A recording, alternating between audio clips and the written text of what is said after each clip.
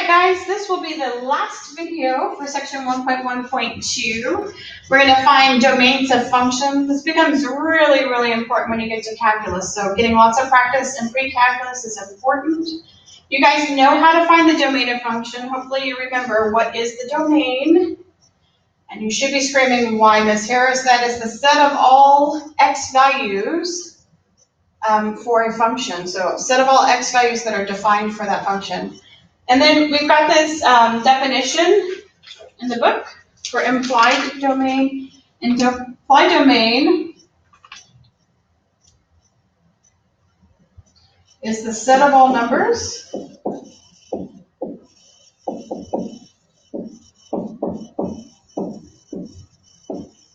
implied domain is the set of all numbers. Whoops.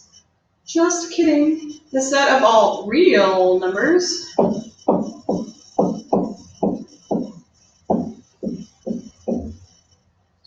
for which the expression used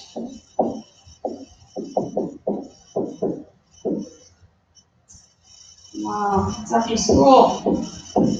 Expression used to define the function as real.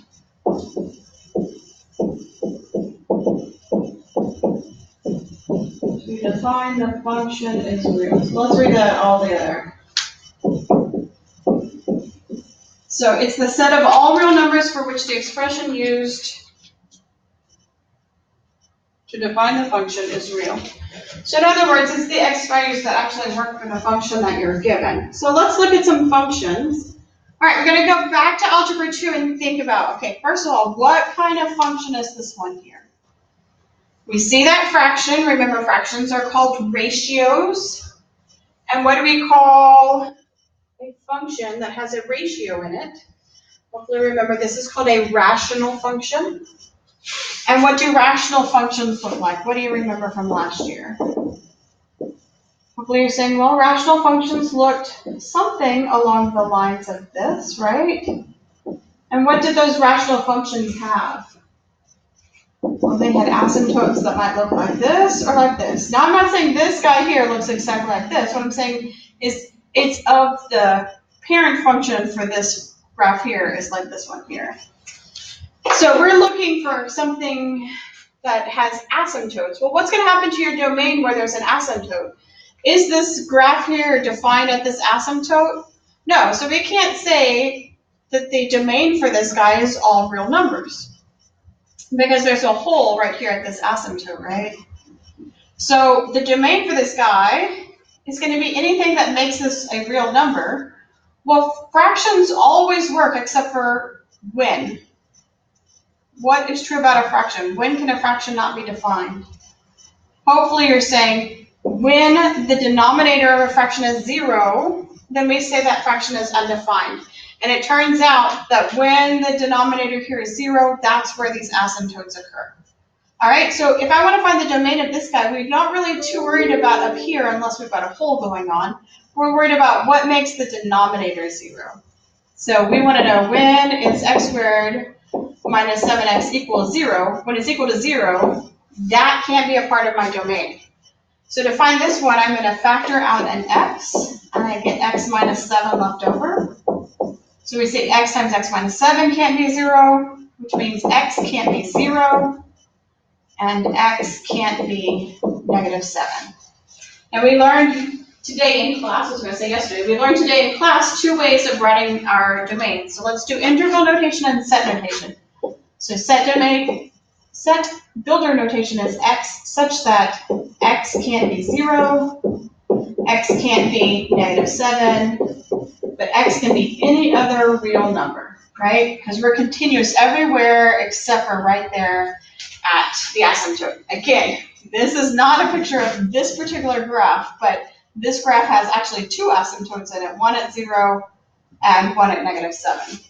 If I want to write this in interval notation, I'd say, well, we're going from negative infinity to negative 7, not including negative 7 because there's an asymptote there. Then we've got a piece of our graph between negative 7 and 0. And we've got another piece of our graph from 0 to infinity. And we're going to look at some really cool rational functions this year, but we got to get through polynomials first, I believe. All right, so our implied domain there would be this guy here in set builder notation, or this guy here in interval notation. So when we're looking for implied domains, if I have a polynomial, like if I had just say this, oh, you can't see me holding my hand, so pretend this wasn't here, and we just said f of x is equal to this polynomial without the fraction, it would be all real numbers. Quadratics is all real numbers, cubics are all real numbers. What's not all real numbers is when we have a fraction, and then we're going to have some asymptotes happening or holes happening, as we have to be careful for those. Or if we have a square root, what can't be true about a square root? What do you know about square roots? Hopefully you're saying, well, we can't have a negative number underneath the square root. What happens when we have a negative number under the square root? Remember, it becomes an imaginary number. So for b, t minus 5 has to be greater than or equal to 0. We can have the square root of 0, but we can't have a negative number there. So t has to be greater than or equal to 0.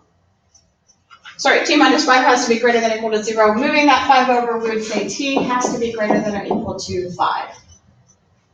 Okay? So then, it's the set of all t's such that t is greater than or equal to 5, and t is a real number. Or like I said, when we're talking about real numbers, we typically don't run in set builder notation. We would say anything greater than or equal to, Ms. Harris. So when it's equal to, we've got a square bracket. It's greater than 5. 5 is going to be the lowest number, and we're going to go on up to infinity. All right, for C. Oh, look at this one.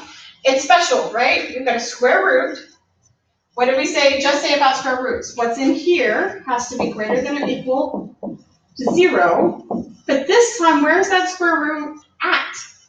That square root is in the denominator, so we can't have the denominator being 0, so it can't be greater than or equal to 0. It has to be greater than 0.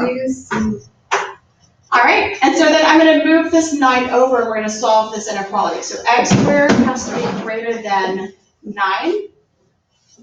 And then we can take the square root of both sides. And so x has to be greater than plus or minus 3. But we have to be really careful. So let's think of what does that look like. Here's x squared, right? We know our parent function. And we want to know where's this guy, where's x squared greater than 9? Well, that's going to be when we are, this guy doesn't actually look like this. It's going to be where we are greater than, sorry, less than, messing this all up. X squared is greater than 9. We just solved it for negative 3 and 3. Let's see if I can salvage this. So we're looking at when is this graph, when is the y value of this graph greater than 9? We're looking at this piece over here, so when x is less than negative 3. Remember, it's not equal to because it can't be equal to 0. Or this piece of my graph over here, where x is greater than positive 3. So in interval notation, that would be from negative infinity to negative 3, union. We don't care about this piece in the middle because that's when x squared is less than 9. And we pick it back up on the other side from 3 to infinity. All right, hopefully that makes sense somewhat. If not, we'll talk about it a little bit more tomorrow. Go ahead and pause your video. Look at this A, B, C in the bottom. Solve those and come back and see if you got the right answer. All right, hopefully you're coming back. Okay, for A, what do we have to worry about? We're worried about the denominator of this fraction, right? That guy can't be 0. Well, in order to figure out when this guy is equal to 0, we need to factor it. My two factors that multiply to get to 12 add up to 7 are 3 and 4. Which means x plus 3, we split this up, x plus 3 can't be 0, x plus 4 can't be 0, x can't be negative 3, and x can't be negative 4. So from negative infinity to negative 4 to negative 3, and union with negative 3 to infinity. Hopefully you got that one right.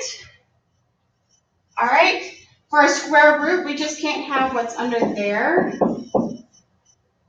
to be less than or equal, oh sorry, it has to be greater than, because it can't be less than or equal to, so greater than or equal to 0. A squared has to be greater than or equal to 4.